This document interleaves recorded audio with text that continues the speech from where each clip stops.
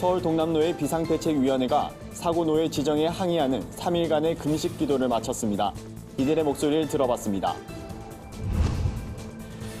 3.1운동과 제암리 학살 사건을 전 세계에 알리며 조선을 도왔던 푸른 눈의 조력자 엘버트 테일러의 특별한 이야기를 살펴봅니다. 군대에서 진중 세례를 받은 장병들의 수가 역대 최저 수준을 기록했습니다. 최근 사이비나 귀신 등 영적 세계를 다루는 컨텐츠들이 각종 매체를 통해 확산되면서 이에 대한 우려의 목소리가 높습니다. 올바른 컨텐츠 소비에 대해 살펴봅니다. 청소년들 사이에서 자신의 몸을 훼손하는 자해가 SNS를 통해 확산돼 사회적으로 우려를 낳고 있습니다. 관련 내용을 취재했습니다.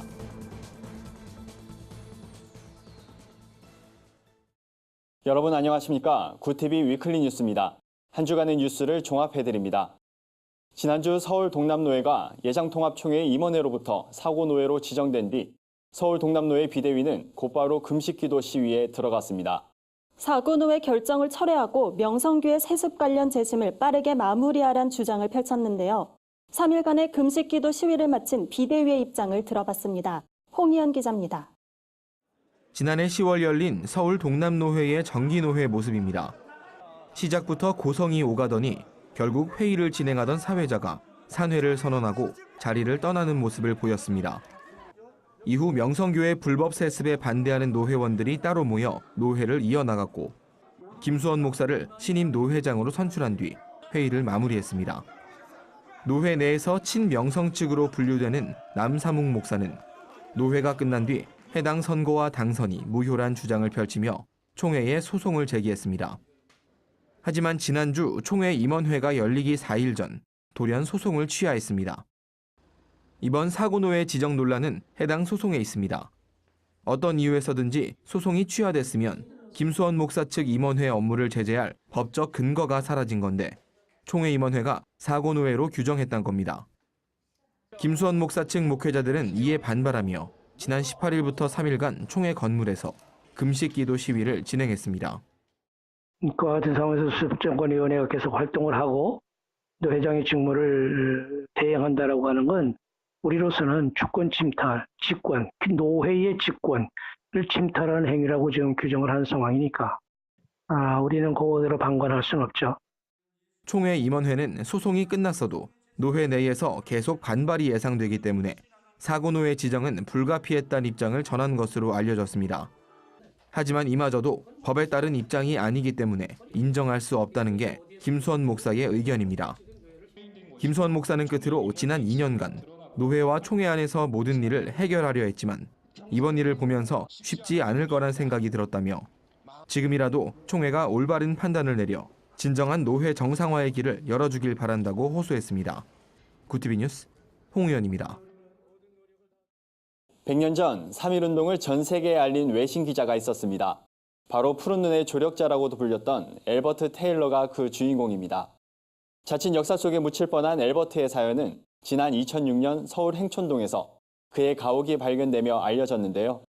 그 특별한 이야기를 김주련 기자가 취재했습니다. AP통신 서울특파원이었던 엘버트 테일러는 1919년 한반도 전역에서 일어난 3.1운동과 같은 해 4월 발생한 제암리 학살 사건을 전 세계에 알린 인물입니다. 테일러 부부는 당시 세브란스 병원에서 아들을 낳았는데 간호사들의 부탁으로 독립선언서를 아기 요람에 숨겨뒀다가 도쿄 전산망을 통해 미국 등에 그 내용을 전달했습니다. 스코필드 박사와 언더우드 선교사를 도와 일제의 잔학상을 알렸던 엘버트의 기사는 당대 언론 전반의 동향을 파악하는 데 중요한 자료로 평가됩니다.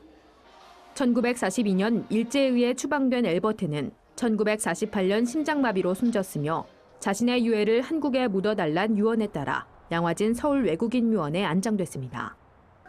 엘버트의 특별한 사연은 2006년 그의 아들 브루스 테일러가 부모님이 살았던 가옥을 찾으면서 알려졌습니다. 기쁜 마음의 궁전이란 뜻의 딜쿠샤라고 불렸던 붉은 벽돌집. 표지석엔 시편 127편 1절이 함께 새겨져 있습니다. 지하 1층, 지상 2층에 유럽풍 창문이 눈에 띄는 딜쿠샤는 테일러 부부가 추방된 뒤 흉물로 남아 있었습니다. 주인 없는 이 집엔 한국전쟁 이후 피난민들이 모여 살기 시작했고 1960년 국유화가 된 이후에도 10여 가구가 무단 점유하며 원형을 알아보기 힘들 정도로 훼손돼 왔습니다. 하지만 엘버트 테일러의 사연이 알려진 이후 정부는 2017년 딜쿠샤를 문화재로 지정했습니다. 또 서울시는 딜쿠샤가 3.1운동을 대표하는 유적이라고 판단해 지난해 복원공사도 시작했습니다. 딜쿠샤 복원공사는 2020년 7월에 완료될 예정이고요. 복원공사가 완료된 후에 2020년 하반기에는 딜쿠샤를 전시관으로 조성해서 개관할 예정입니다. 우선 딜쿠샤의 내부 거실 1, 2층은 남아있는 사진을 근거로 고증을 거쳐서 엘버트 테일러 부부가 살던 거주 당시의 모습 그대로를 재현할 예정입니다. 일제의 만행을 알리고 관련자 처벌과 재발 방지를 약속받으며 조선의 독립운동을 도왔던 엘버트 테일러. 한 세기가 흐른 지금도 그의 증언과 열정은 깊은 울림으로 다가옵니다. 구티비 뉴스 김주련입니다. 군대에서 진중 세례를 받은 장병들의 수가 역대 최저 수준을 기록했습니다. 2016년부터 3년 연속으로 수세 인원이 줄어 관심이 요구되는 가운데 일각에선 진중 세례가 양적 성장에만 치중됐다는 우려의 목소리도 나옵니다. 자세한 내용 한혜인 앵커가 살펴봤습니다. 한국기독교군성교연합회가 2018년도 진중세례 현황을 발표했습니다. 전년도 진중세례를 받은 장병 수는 13만 1,700여 명입니다. 2017년도 진중세례자 수인 14만 3천여 명보다 1만 3천여 명, 2016년도 16만 9,600여 명보다 3만 7,900여 명 감소한 수치입니다. 연합회는 1999년부터 수세 인원을 공개하고 있는데 이 같은 결과는 역대 가장 낮은 수준입니다. 이와 관련 한국기독교군성교연합회 김대덕 총무는 수세 비율은 예년과 비슷한 수준이라고 설명했습니다. 입대 인원하고 수세 인원이 함께 이렇게 감소해서 갔기 때문에 우리가 이제 평가할 때는 거의 비슷한 현상 유지는 되고 있지 않는가. 실제로 최근 3년 동안 군 입대자 수는 꾸준히 줄고 있어 입영 인원과 수세 인원이 함께 감소하는 추세입니다. 2018년도 전체 군 입대자 통계 수치는 6월경 발표될 예정이지만 수세 비율은 올해도 60%를 상회할 것으로 보입니다. 2016년엔 약 65%, 2017년엔 63%의 장병들이 세례를 받았습니다. 하지만 이러한 수치와 관련해 일각에선 군 선교와 진중 세례의 방식이 양적 부흥에만 치중됐다는 우려의 목소리가 나옵니다. 장병들의 신앙에 대한 정확한 확인 없이 무분별하게 세례를 줬다는 지적입니다. 이러한 우려를 불식시키기 위해 연합회는 예스 미션 사역을 강화시켜 장병들의 영적인 성숙까지 돕겠다고 밝혔습니다. 예스 미션은 장병들이 사회에서도 신앙생활을 이어갈 수 있도록 대학과 지역교회, 군대, 직장의 선교 네트워크를 강화해 청년 복음화를 이끄는 사역입니다. 진중세례 60% 시대, 한국교회가 양적 성장에만 집중해왔다는 자성의 목소리가 높아지고 있는 가운데 군대에서도 세례 인원 늘리기에만 급급한 것은 아니었는지 보다 면밀한 점검이 필요해 보입니다. 구티비 뉴스 한혜인입니다. 귀신이나 좀비, 무속신앙을 소재로 한 컨텐츠들이 여러 매체를 통해 확산되고 있습니다. 누구나 한 번쯤은 이런 작품들을 접한 일이 있을 텐데요. 하지만 그 소재가 영적 세계를 다루는 만큼 시청에 대한 주의가 필요합니다. 자칫 무분별한 컨텐츠 소비로 가치관에 혼란을 주는 게 아니냐는 우려의 목소리가 나오고 있습니다. 오형근 앵커가 취재했습니다. 최근 극장가에서 화제를 모으며 상영된 한 영화 속 장면입니다. 주인공이 신흥 종교 비리를 파헤치는 내용인데다 영화 곳곳에선 귀신이나 악령 등 영적인 단어들이 자주 등장합니다. 각종 매체를 통해 영적 세계를 소재로 하는 콘텐츠들이 쏟아지면서 이에 대한 경계의 목소리가 나오고 있습니다. 제작사들은 이런 소재가 많은 시청자들에게 인기를 얻고 있어 더 많은 제작에 열을 올리는 상황입니다. 이런 귀신 장르라든가 오컬트 문화 같은 이러한 장르들이 계속 등장하는 이유는 소비가 되고 있기 때문이에요. 처음에는 이와 같은 것들이 좀 거부감이 들다가도 자주 보게 되면 익숙해지는 부분도 있고요. 이런 것들이 서구에서 굉장히 유행하고 있고도. 이런 작품들이 시청자들로부터 각광을 받는 건 우리나라 국민의 정신기저에 무속신앙이 깊이 깔려 있기 때문입니다. 이런 이유로 이 같은 콘텐츠를 일종의 문화로 받아들이면서 거침없이 소비하는 양상을 보이고 있는 겁니다. 한편으로 영적인 소재를 다룸으로써 예상되는 우려엔 청소년들의 통제 불가능한 시청도 포함됩니다. 경각심이 없이 이러한 부분들을 그냥 하나의 문화 콘텐츠로 소비하게 되면 감각이 무뎌지거나 또 때로는 잘못된 방식으로 영적 세계를 이해하는 부분도 분명히 있겠죠. 또 청소년들에게는 별 교육 없이 그냥 들려지고 소비될 때에는 왜곡된 영적 세계에 대한 이해를 갖게 될 우려가 많이 있다고 생각을 합니다. 문화가 가지는 모호성의 측면으로 볼 때 우려의 부분 이면엔 현대인들의 영적인 갈망들을 대중문화가 채워주고 있는 것으로도 볼 수 있습니다. 반대로 기독교가 사람들의 영적 갈망을 채워주지 못하면 사람들은 대중문화로 눈이 쏠릴 수밖에 없다는 뜻으로도 해석됩니다. 백광훈 원장은 이런 우려에 대해 콘텐츠를 잘 소비할 수 있는 교육이 반드시 필요하다고 조언했습니다. 또 한국교회는 영적인 콘텐츠들이 문화를 장악하지 않도록 사회를 정화하는 일에 앞장서야 한다고 말했습니다. 더불어 건강하고 유익한 문화 소비에 대한 사회적인 고민도 필요해 보입니다. 구티비 뉴스 오현근입니다. 신체의 일부를 훼손하며 학대하는 행위, 이른바 자해가 청소년들 사이에서 유행처럼 번지고 있습니다. 이런 현상은 특히 SNS나 미디어를 통해 퍼지기 때문에 큰 문제로 여겨지지 않는다는 점이 더욱 우려되고 있는데요. 심한 경우 목숨까지 잃을 수 있는 청소년들의 위험한 행동, 해결 방안은 없는 걸까요? 오현근 앵커가 알아봤습니다. 청소년들의 자해와 자살 문제는 꾸준히 제기되어 온 논란 가운데 하나입니다. 하지만 최근 생명에 대한 청소년들의 잘못된 인지로 자해가 유행처럼 번지고 있어 우려를 낳고 있습니다. 청소년 상담 전문가에 따르면 학생들이 이런 현상을 보이는 것, 자신의 감정을 잘 인지하지 못하거나 일부러 괜찮은 척하기 위한 하나의 수단으로 여기기 때문입니다. 자해 방법 여러 가지가 있겠지만 칼을 대서 이렇게 긋는다는 게 단순히 재미로만 될 수 있는 게 아니거든요. 일단 자해를 시도하는 그 자체만으로 아니면 다른 대안이 아니라 자기 고통을 자해로 푸는 그 행동 자체만으로도 심각하게 봐야 돼요.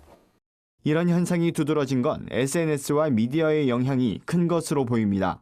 지난해 한 TV 프로그램 출연자가 자해한 사실을 스스럼 없이 고백하면서 그 모습을 본 학생들 사이에 유행처럼 공감대가 형성된 측면이 있습니다. 자기의 감정을 자해로 나타내면서 이를 알아주길 바라는 마음이 SNS에 올리는 현상으로 이어진 겁니다. 자해를 일종의 패션처럼 과시한다고 해서 이를 패션 자해로 부르는 신조어도 생겨났습니다. 국가응급진료정보망 자료에 따르면 청소년의 자해 자살 시도는 2012년에 2,400명, 2014년에 2,450명, 2016년에 2,243명으로 매년 2,000명 이상 발생하며 매우 심각한 모습을 보이고 있습니다. 내가 어떤 감정을 느끼는지를 이렇게 스스로 이렇게 자각하고 감정에 뭐 이름을 붙인다든지 아니면 그걸 말로 표현을 해서 누군가한테 전달을 하고 이렇게 이해받고 하는 이런 과정. 그거는 자기의 감정을 건강하게 표현하는 방법이죠. 그런 것들을 할 수 있어야 되거든요. 여성가족부에 따르면 최근 청소년들이 느끼는 자살 충동의 이유로 학업 성적과 가족 간 갈등이 가장 많이 꼽혔습니다. 그만큼 학업 스트레스가 심하고 가족 간 소통이 없다는 것을 간접적으로 보여주고 있습니다. 청소년 상담 전문가는 이런 현상을 해결하기 위해선 감정에 대해 배우고 인식하고 표현하는 또 건강하게 주고받는 방법에 대해 배울 필요가 있다며 모든 소통이 SNS상에서 이뤄지는 현 실태에 비춰볼 때 교과 과정에 포함해서까지 정서 표현을 가르치는 것이 우리 사회의 과제로 보인다고 조언했습니다. 구티비 뉴스 오현근입니다. 구티비가 발행하는 종합주간지 위클리 굿뉴스의 주요 소식을 김민정 기자가 소개해드립니다.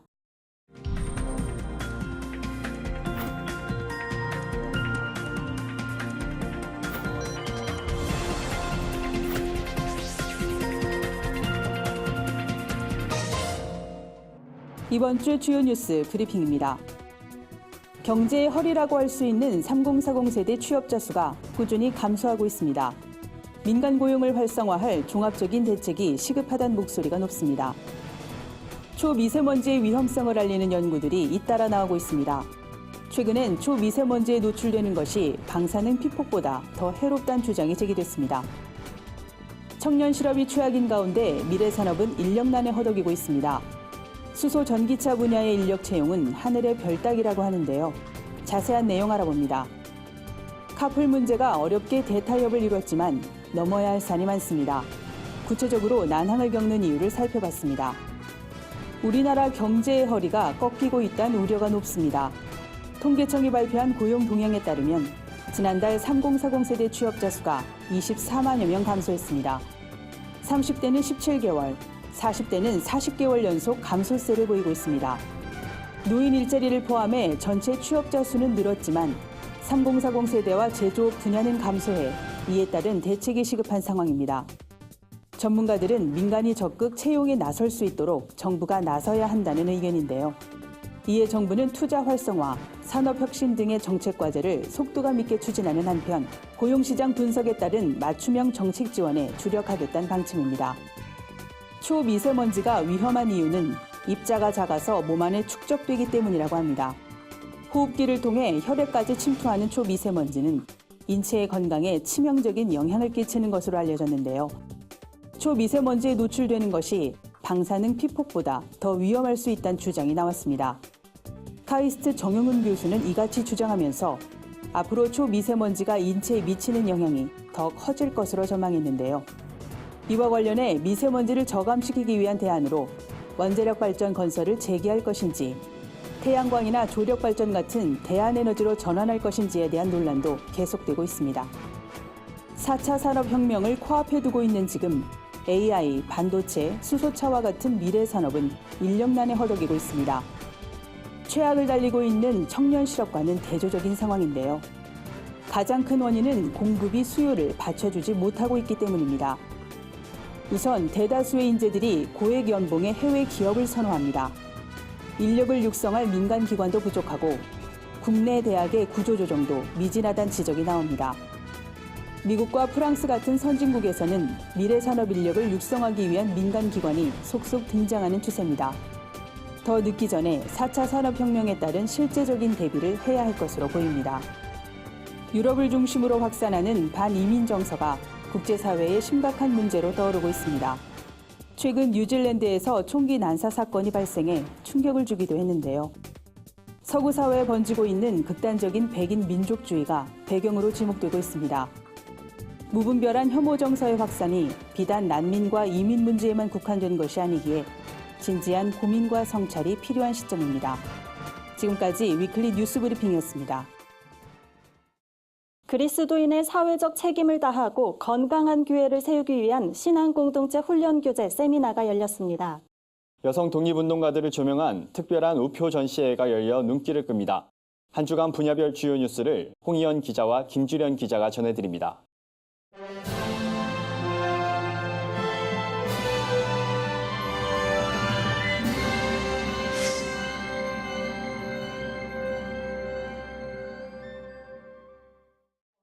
그리스도인의 사회적 책임을 다하고 건강한 교회를 세우기 위한 12주 신앙공동체 훈련 교재, 세상을 사는 그리스도인을 설명하는 세미나가 열렸습니다. 세상을 사는 그리스도인 교재는 크게 하나님 나라와 교회, 하나님 나라의 삶, 세상을 변화시키는 그리스도인 등 3가지 주제로 나눠졌습니다. 현재는 청년 이상의 성인용 교재가 나왔고 청소년용 교재에는 경쟁사회 환경에 지친 학생들이 복음적인 가치로 문제를 풀어나갈 수 있도록 하는 내용이 담길 예정입니다. 공동 저자인 조성돈 교수는 하나님의 백성이 이 땅에서 증인의 역할과 사명자의 역할을 잘 감당하도록 돕기 위해 교재를 개발했다며 교재를 통해 그리스도인들이 먼저 하나님 나라를 경험하고 영적으로 바로 세워지길 기대한다고 전했습니다. 라이즈업 무브먼트가 이동현 전 대표에게 성폭력 피해를 입은 피해자들을 위해 라이즈업 TF를 구성하고 피해자들을 적극 돕겠다고 밝혔습니다. 라이즈업 TF는 전병욱 목사 성폭력 문제를 수습하며 끝까지 책임을 졌던 3.1교회의 치유와 공의를 위한 TF팀을 롤모델로 삼았습니다. 라이즈업 TF는 2년 전 라이즈업 무브먼트 안에서 발생한 성폭력 사건을 수집하고 법률과 의료, 상담 등 피해자를 위한 다양한 지원을 펼칠 예정입니다. 한편 라이즈업 무브먼트는 최근 단체 이름을 히즈 웨이브 미니스트리로 바꿨습니다. 단체는 이름을 바꾼 것과는 별개로 라이즈업에서 일어났던 사건에 대해서 끝까지 책임을 지겠다고 밝혔습니다. 구티비 뉴스 홍우연입니다.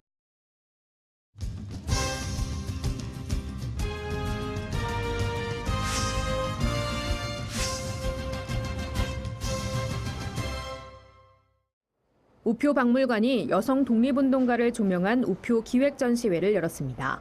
여성 독립운동가 기념 우표 발행에 맞춰 열린 이번 전시회엔 유관순, 남자현을 비롯해 원산 마르타 윌슨 신학교의 교사로 근무하며 여생을 신학 발전에 전력했던 김마리아, 평양 청년회 여자 전도대를 조직한 권기옥 등 여성 독립운동가들의 우표가 전시됐습니다.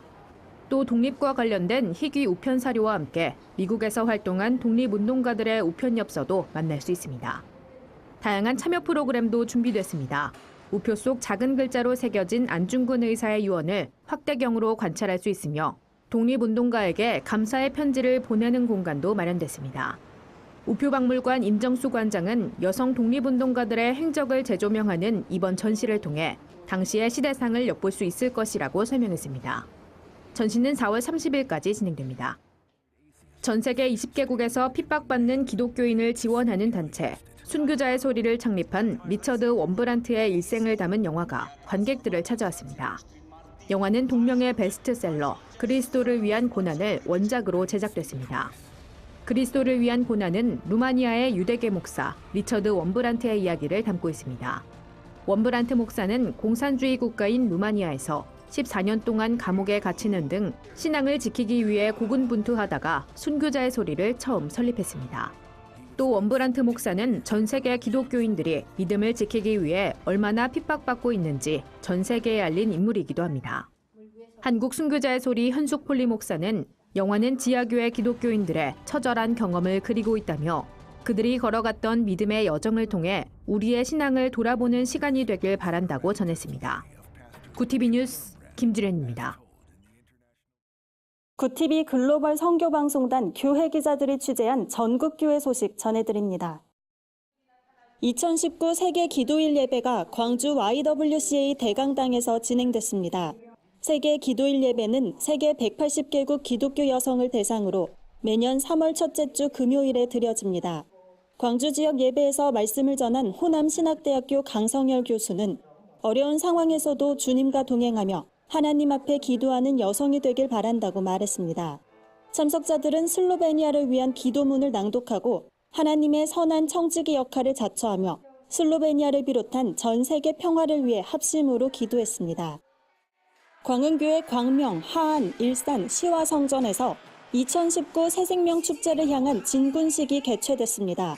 올해로 6회째 진행된 이번 진군식은 한 해 동안 전도에 대한 각오를 다짐하는 행사입니다. 성도들은 교구별로 퍼포먼스와 찬양 축제를 열며 올해의 전도 목표를 발표했습니다. 예장합동의 광주와 전남 지역 남전도회 연합회가 광주 최초의 교회인 삼도교회에서 전도대회를 열었습니다.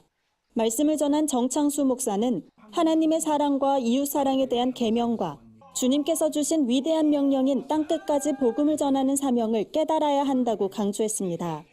예배에 이어 선교비 전달식과 나라사랑 기도포럼 이원재 회장의 격려사, 전국 남전도회 김대규 회장의 축사 등이 이어졌습니다. 한 주간 해외 주요 뉴스를 정리해드립니다. 한국 컴패션이 인도네시아 동부 파푸아주를 강타한 집중호우와 이로 인한 산사태 등으로 이재민과 사망자가 발생한 데 대해 한국교회에 기도를 요청했습니다. 폭우로 인도네시아 파푸아주엔 사망자가 100명을 넘어섰고 9천 명이 넘는 이재민이 발생했습니다. 전 세계에서도 인도네시아를 위한 기도가 이어지고 있습니다. 미국판 스카이캐슬로 불리는 명문대학교 입시 비리 사건의 파장이 커지고 있습니다. 여기엔 할리우드 스타와 로펌 대표 등 유명 인사들, 스탠퍼드와 예일대 등 명문 대학들이 줄줄이 연루돼 충격을 주고 있습니다. 2011년부터 8년간 이들 사이에 오간 뒷돈의 규모는 무려 283억 원에 달하는 것으로 조사됐습니다. 전 세계 수십만 명의 학생들이 학교가 아닌 거리로 나섰습니다. 근본적인 기후변화 대책을 촉구하며 등교 거부 시위를 벌인 겁니다. 지난 15일 뉴질랜드를 시작으로 전 세계 100여 개 국가의 10대 학생들은 어른들에게 기후변화 대응을 촉구하며 등교를 거부했습니다.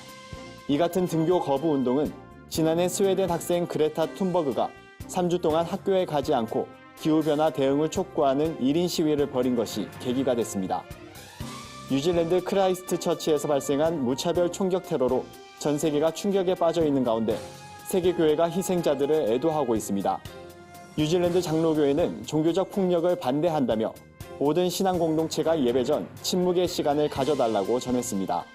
이 밖에도 아시아교회협의회, 호주연합교회 등 전 세계 주요 교단과 단체들이 애도 성명을 발표했습니다.